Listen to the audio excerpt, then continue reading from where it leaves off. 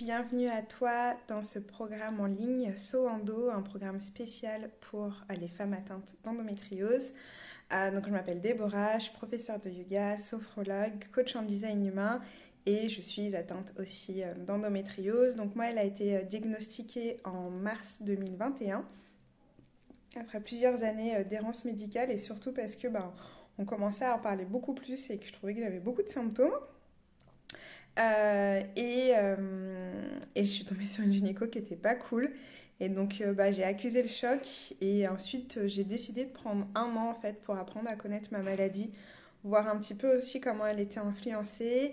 Et en fait en mars 2022, je suis retournée voir cette fois-ci un spécialiste de l'endométriose où là la pathologie avait évolué d'un stade 2 à un stade 4. Donc j'avais aussi un nodule dans la vessie en plus, un fibrome sous-utérin et j'avais déjà un kyste à l'ovaire et j'avais toujours mon kyste à l'ovaire. Voilà. Et c'est très contradictoire parce qu'en fait, tout le monde me disait ah mais tu fais du yoga et tout, ça doit aller. Et je n'avais pas percuté en fait à l'époque, puisque moi ça faisait déjà 10 ans que je faisais du yoga, même plus, à quel point le yoga m'a soulagée. Et en fait, c'est suite à l'opération, donc je me suis fait opérer en mars 2022, en mai 2022, pardon, et c'est suite à l'opération que le gynéco est venu dans ma chambre en me disant, en fait, votre ventre, c'était Bagdad. Et là, je me suis dit, ah ouais, donc si j'arrive à gérer comme ça, c'est qu'il y a vraiment quelque chose.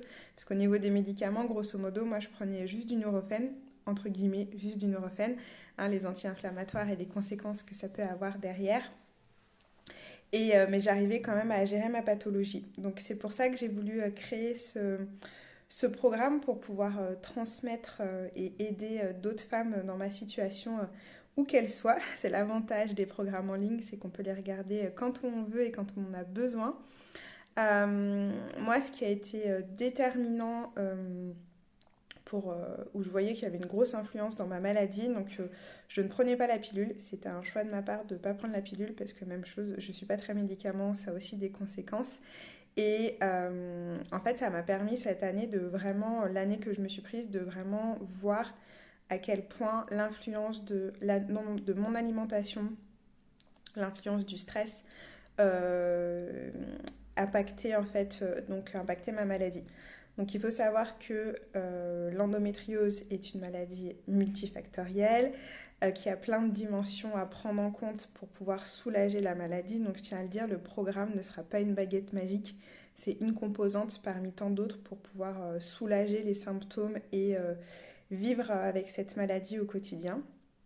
Parce que oui, ce n'est pas normal quand on a des douleurs de règles importantes et quand on se vide de son sang à chaque fois qu'on a ses règles, quand on a mal, quand on va faire pipi ou qu'on va à la selle, quand on vomit ou qu'on perd connaissance aussi quand on a ses règles. Donc tout ça, c'est vraiment des symptômes qui sont graves et qu'on ne peut pas jeter comme ça aux orties. Donc si jamais votre gynéco vous dit «Ah mais non, machin», changez de gynéco, allez voir un spécialiste. Je vous ai mis normalement je t'ai mis pardon dans le lien de la vidéo de bienvenue tout un tas de références, donc d'associations, et il y a des professionnels qui sont rassemblés là-bas, donc il ne faut pas hésiter. Moi j'avais juste tapé sur Doctolib euh, spécialiste endométriose ou un truc dans le genre, et j'ai trouvé mon autre gynéco que j'adore. Donc il ne faut pas hésiter à chercher et à changer. Et tout ça pour dire que voilà, moi ce que j'ai constaté, c'est l'alimentation a un rôle vraiment très très important dans cette pathologie. Du coup, moi je suis intolérante au lactose depuis très longtemps, donc tous les produits laitiers c'était déjà à bannir, donc voilà, puisque ça contribue à l'inflammation. Et le stress, donc lié à l'hormone de la cortisol qui peut se faire doser en prise de sang, a un facteur hyper important. Donc c'est pour ça que le yoga et la sophrologie en fait vont agir de deux façons. La première façon, ça va être de pouvoir gérer son stress, ça c'est vraiment très important pour limiter justement l'inflammation. Et le yoga, par la pratique posturale, va pouvoir permettre d'aider en fait à venir remobiliser les tissus qui peuvent être du coup entre guillemets congestionnés par les adhérences qui sont présentes et donc venir limiter aussi la sensation d'inflammation. Je dis bien ça parce que quand on est au bout de sa vie et qu'on a ses règles ou que c'est le jour 4 du syndrome prémenstruel et qu'on sait qu'on va prendre cher en J1 de nos règles, clairement, moi j'ai beau faire du yoga, ça ne me soulage pas. J'ai juste envie d'avoir ma bouillotte, mon plaid et qu'on me foute la paix et certainement pas d'aller bosser parce que je sais que ça va être la cata. Donc voilà, donc, le yoga a des limites, c'est pour ça que j'ai dit que c'était pas une baguette magique, mais par contre, c'est comme tout, de pouvoir le pratiquer régulièrement, de prendre un moment en fait pour se faire du bien justement, pour déconnecter des journées stressantes qu'on peut avoir. Ça c'est hyper important parce que justement on va pouvoir réguler la cortisol et puis avoir nos petites endorphines, toutes nos petites hormones du bonheur qui vont elles venir aussi aider à gérer en fait, à gérer l'endométriose. L'autre chose aussi c'est qu'il faut savoir, c'est que le yoga, alors encore une fois, là, ça a aussi ses limites, peut aider dans tout ce qui est la gestion du système endocrinien, donc du système hormonal. Et là-dessus, même chose, l'endométriose, c'est aussi une maladie où on peut avoir un déséquilibre hormonal, donc ça va aussi avoir un impact dessus.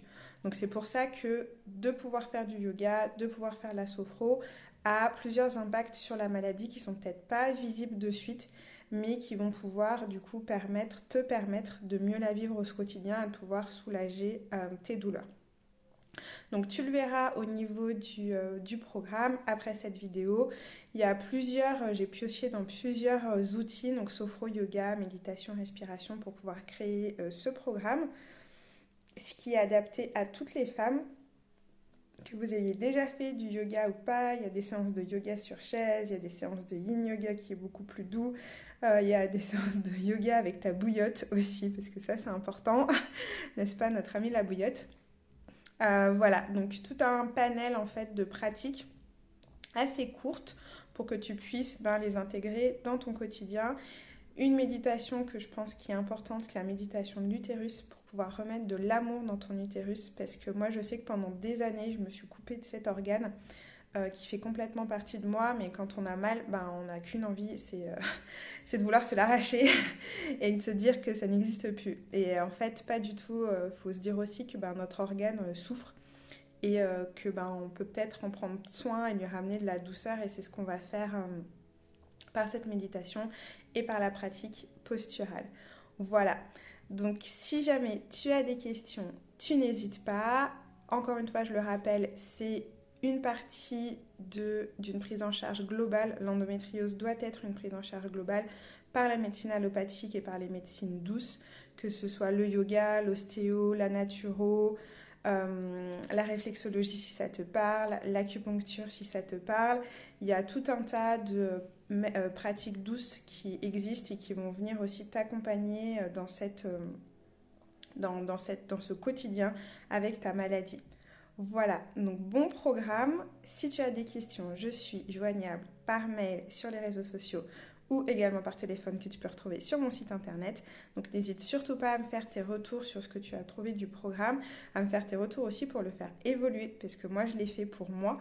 Mais comme je dis toujours, il n'y a pas une endométriose, il y a des endométrioses. Moi j'ai aussi de l'adénomiose, donc qui est ce qu'on appelle l'endométriose interne, qui fait qu'on a des règles qui sont très très hémorragiques.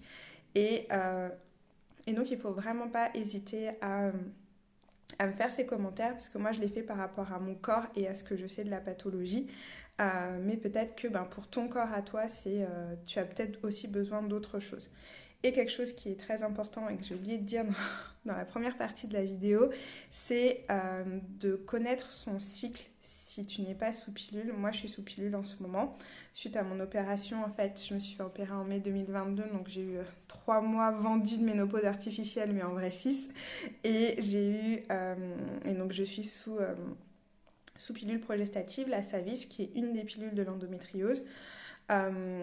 Et en fait, si tu as la chance, puisque moi je voulais avoir un cycle naturel en tout cas au début, de pouvoir un petit peu observer en fait ce qui se passe pendant ton cycle, ce qui te fait du bien en termes d'alimentation, en termes de mouvement, en termes d'activités sportives si tu as des activités sportives, et aussi de déculpabiliser du fait que des fois tu as envie de rien faire, parce que un des symptômes de l'endométriose, c'est la fatigue. On est fatigué. Quand on a des règles hémorragiques, ben, ça génère des carences en fer et ça, ce qui fait on est à plat. Et puis mine de rien, on perd du sang, donc il faut que le temps que ça se renouvelle. On lutte aussi contre la douleur. Je rappelle, quand on voit un enfant qui est malade ou quand tu es malade généralement, ben, ton corps lutte pour aller mieux. Ben, là, ton corps, il lutte contre toi-même. Donc du coup, il y a ça aussi qu'il faut prendre en considération. Être fatigué, c'est normal. C'est normal. C'est normal d'être fatigué quand on a de l'endométriose, n'est-ce pas? Mais tu peux voilà, déculpabiliser par rapport à ça et te dire que ben, il faut que tu apprennes à te foutre la paix quand tu n'as juste pas envie et à faire quelque chose qui est beaucoup plus doux, beaucoup plus lent, beaucoup plus à l'écoute de ton corps. Et que si 2 semaines après, tu as envie de te taper un 30 km parce que c'est youpla boum et tu es pleine d'énergie, bah vas-y aussi, go. Voilà. Je te souhaite donc un bon programme. N'hésite pas si tu as des petites questions et je te dis à bientôt.